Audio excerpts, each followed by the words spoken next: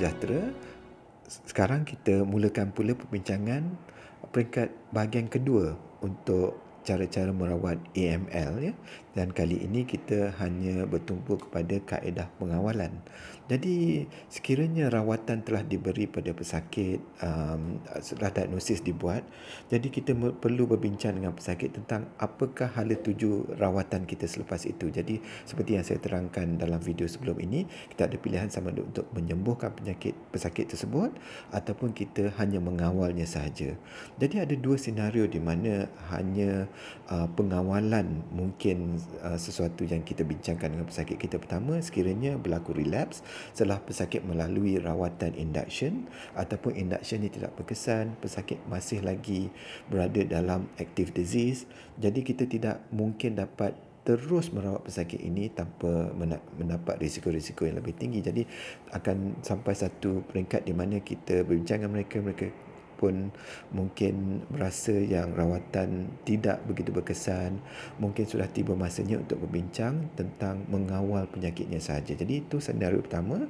Senario kedua ialah sekiranya pesakit itu sudah berumur ataupun mempunyai banyak risiko-risiko lain dari segi penyakit, sebab asma disebabkan oleh darah tinggi, kencing manis dan penyakit jantung ataupun penyakit buah pinggang sebagai contohnya, ataupun pesakit itu sudah lanjut usia, mungkin mereka sudah tidak dapat lagi melalui kemoterapi. Jadi kita perlu berbincang dengan mereka untuk memberi pilihan di mana kita boleh memastikan jangka hayat mereka yang mereka setelah mereka mendapat rawatan nanti tidak begitu terjejas, dan sekiranya mereka tidak dapat hidup lama pun paling tidaknya mereka dapat hidup dengan selesa, ya. Itu adalah sesuatu yang penting juga. Tak semestinya kalau kita nak rawat pesakit kita dia akan terus sembuh. Jadi kiranya mereka masih lagi mahu melalui rawatan setelah mereka relapse, ada beberapa cara yang kita boleh rawat mereka, tetapi dari segi success rate-nya tidak begitu tinggi. Jadi sekiranya berlaku relapse, selalunya rawatan yang pertama saya bagi ialah kombinasi cytarabine bersama dengan ubat fludarabine.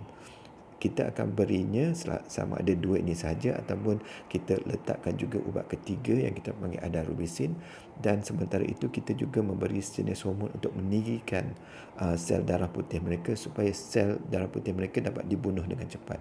Jadi sangat toksik, ya, kombinasi ini.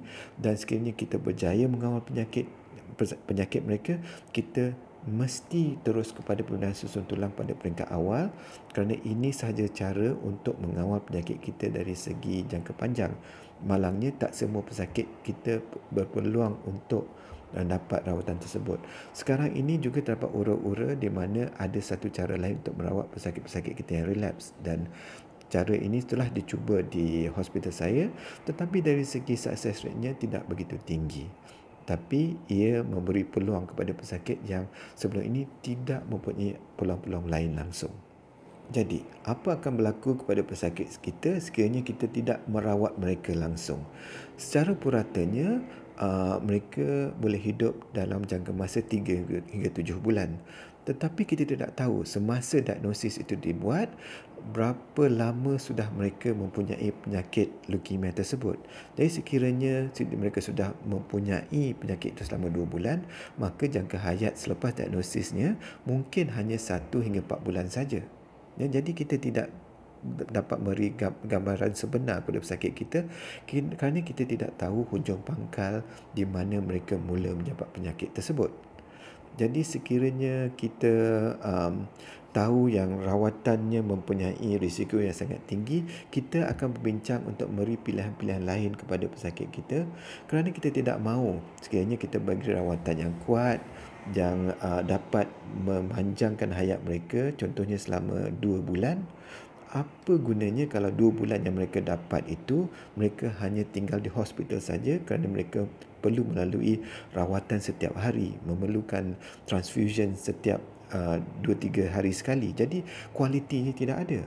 Jadi di sini kita patut letak emphasis di mana sekiranya kita cuba untuk memanjangkan hayat mereka, kualitinya juga turut perlu diambil kira. Untuk tujuan itu, sekiranya pesakit kita dengan jelas telah menyatakan hasratnya kepada kita yang mereka tidak mahu rawatan intensif, ada beberapa perkara yang kita boleh tolong mereka. Kita boleh memberi transfusion di klinik pesakit luar. Mereka datang tiap-tiap minggu untuk menerima rawatan di sana, di mana mereka diberi antibiotik, mereka diberikan darah, dan juga sekiranya terdapat masalah pendarahan, mereka boleh diberi ubat untuk membengkungkan darah supaya mereka tidak mempunyai risiko pendarahan yang tinggi. Begitu juga sekiranya darah putih mereka terlalu tinggi, ada beberapa ubat yang kita boleh beri pada mereka untuk mengawal darah putih tersebut. Salah satunya ialah tablet yang kita panggil hydroxyurea. Dia dapat mengawal dengan baik.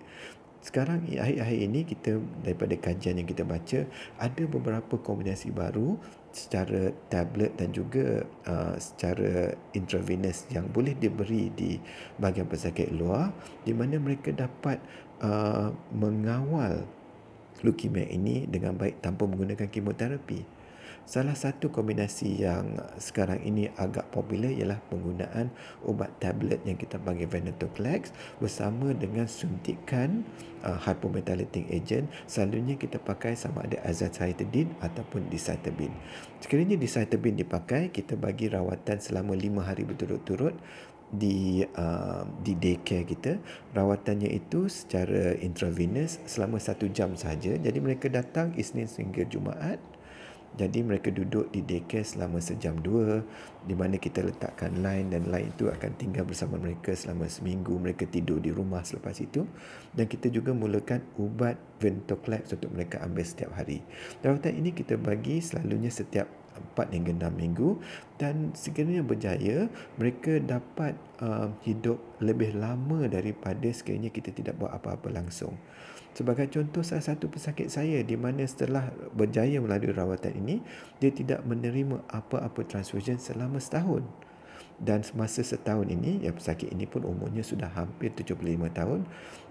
Dia dapat menimang cucu baru, dia dapat hidup dan melihat anaknya lagi seorang berkahwin, mendirikan rumah tangga. Jadi dengan hayat yang lebih selama setahun ini, kualitinya sangat tinggi tanpa perlu menggunakan kemoterapi, hanya makan ubat saja. Sekiranya kita menggunakan beberapa ubat yang dapat mengawal penyakit leukemia ini daripada terus merebak, mungkin ini lebih baik daripada kita melalui kemoterapi. Tetapi kita kena faham, tidak ada pilihan yang 100% dapat menyembuhkan penyakit kita, dan pilihan kita sendiri adalah pilihan yang terbaik. Kita yang kena memilih, bukan orang lain, sekiranya kita adalah pesakit. Jadi sila berbincang dengan doktor anda untuk maklumat lanjut, dan sekiranya anda ingin tahu lebih lanjut tentang rawatan ataupun cara merawat AML, sila layari website saya ataupun berhubung dengan saya dalam Facebook. Sekian, terima kasih.